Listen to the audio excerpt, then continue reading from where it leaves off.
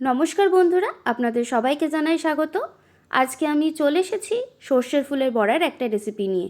তো চলুন বন্ধুরা, আপনারাও রেসিপিটা একবার ঝটপট করে দেখে নিন কিভাবে এই সর্ষের ফুলের বড়ার বানাতে হয়। তো তার জন্য আমার লাগবে পরিমাণ মতো কিছুটা সর্ষের ফুল, যেটাকে আগের থেকে আমি কেটে বেছে ধুয়ে নিয়েছি।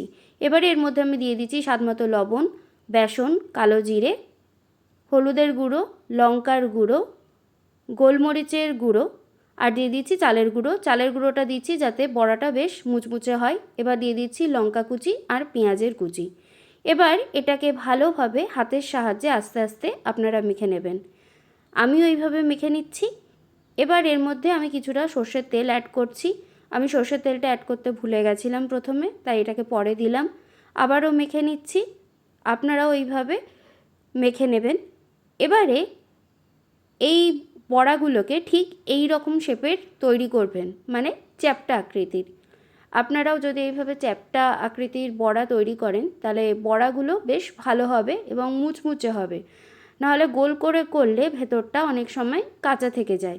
তার জন্য আমি ঠিক এরকম চ্যাপ্টা চ্যাপ্টা আকৃতির একটা একটা করে বড়াগুলোকে গড়ে নেব।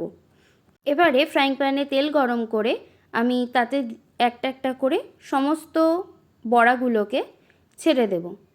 এইভাবে একটা একটা করে সমস্ত বড়াগুলো একটা পিঠ ভালোভাবে ভাজা হয়ে গেলে সবকটা বড়া আস্তে আস্তে এইভাবে উল্টে দেব।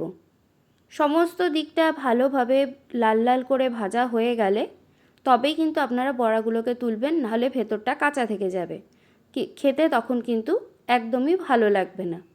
তো এইভাবে লাল লাল করে বড়াগুলোকে আপনারা ভেজে তুলে নেবেন এবং এটাকে গরম গরম ভাতের সাথে সার্ভ করবেন। কেমন লাগলো আপনারা অবশ্যই জানাবেন কমেন্টের মাধ্যমে।